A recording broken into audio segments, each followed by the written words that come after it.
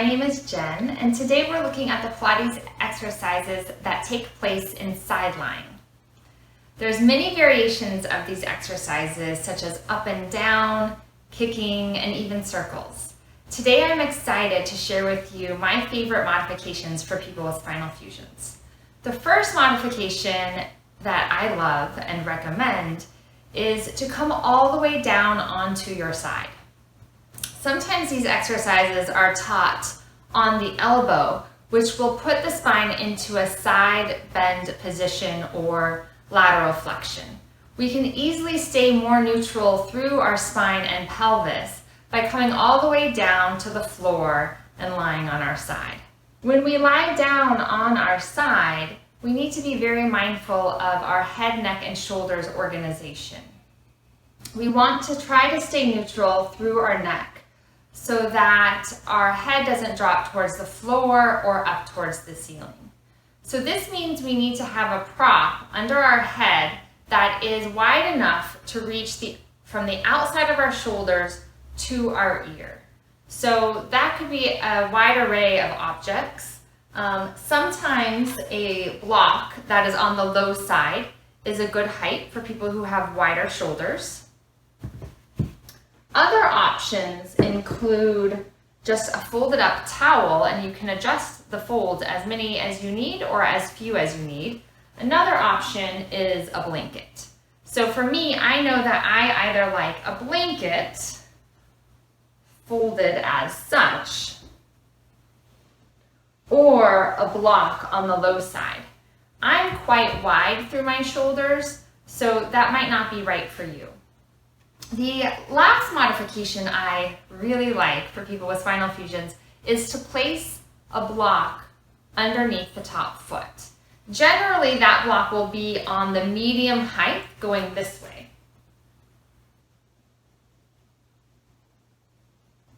And lying on your side in a line is a little bit more difficult than we think. So take some time to feel where you are on the mat and really find that alignment. And I want you to notice that if I just relax my side waist down towards the mat, this is my concavity or area of collapse, and it is going into pattern. So I'm going to start by lifting this area of collapse, globally expanding it up towards the ceiling. And then I want to lengthen the whole torso and get just a little taller. If you have the shoulder range of motion, you may want to feel this area in your lumbar or thoraco-lumbar and notice how it's expanding.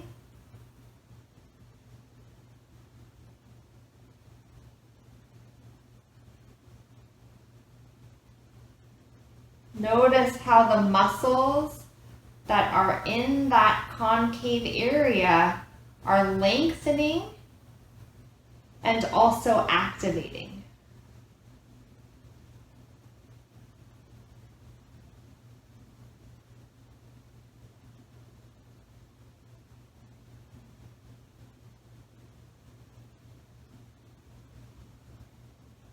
Maybe you take 5 to 10 breaths here.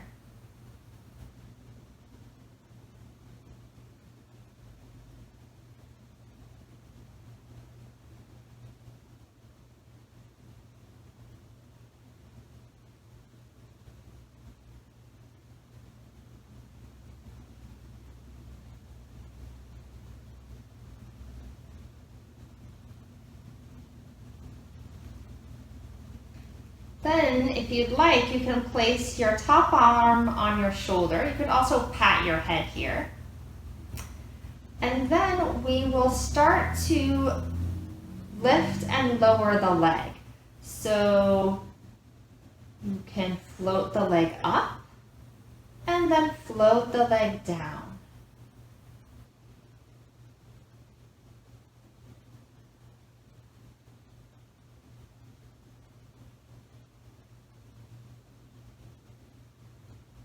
as you're doing this movement, this area,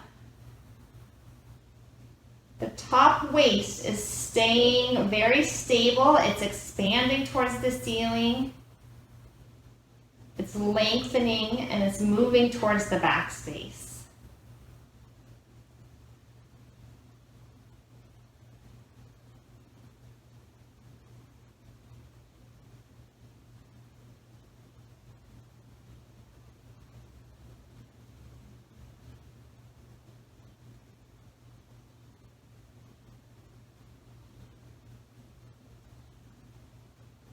And even when you lower that leg, everything stays stable. Once you're really confident with the lifting and lowering of the leg, you can also add in kicking. So for kicking, you'll float the leg up to hip height, bring it forward, flex the foot to move it back, and point the foot to move it forward. Flex the foot to move it back, and point the foot to move it forward. Keep your spine nice and long. Keep that area of collapse expanding. And then maybe you reverse that. So you point the foot back, flex it forward. Point the foot back and flex it forward.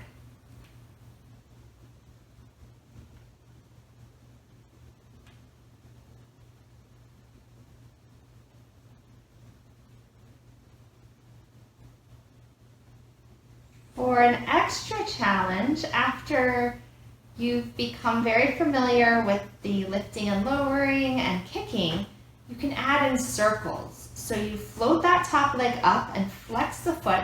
Imagine that the foot is a paintbrush.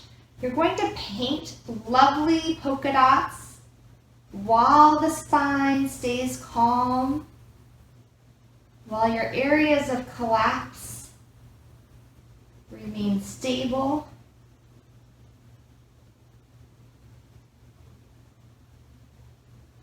And then you can reverse those polka dots.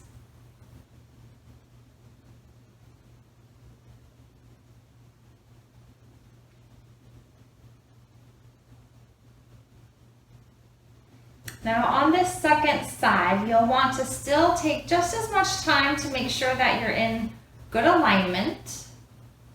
So the head, the shoulders, the spine, the pelvis, and the foot are all aligned well.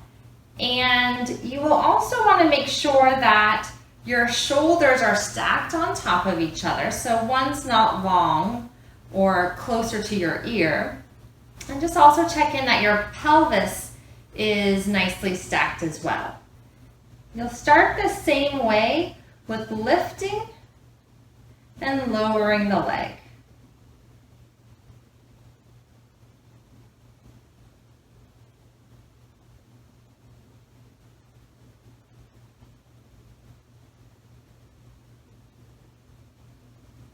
This time, your lumbar or thoraco-lumbar area of collapse is opening up towards the floor.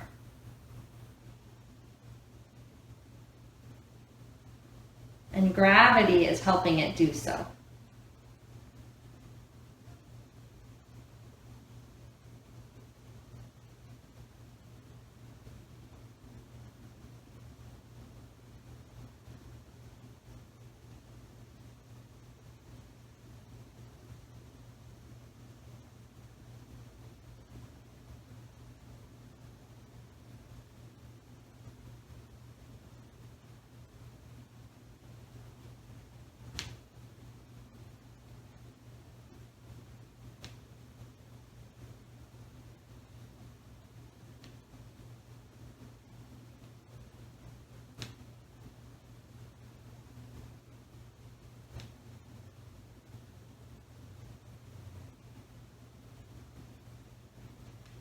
Point to go back and flex to come forward on the second time.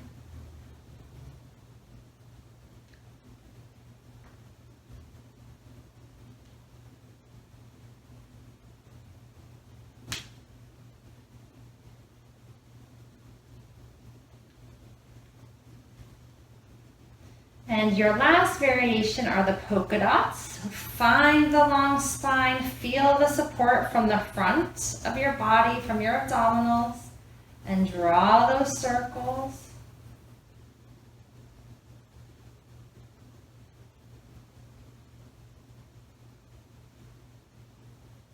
Maybe you draw 5 and then you reverse the 5 circles.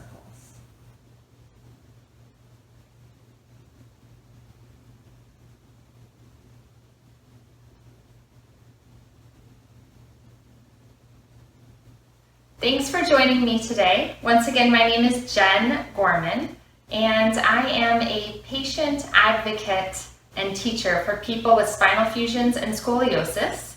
I teach Pilates, yoga, and strength training.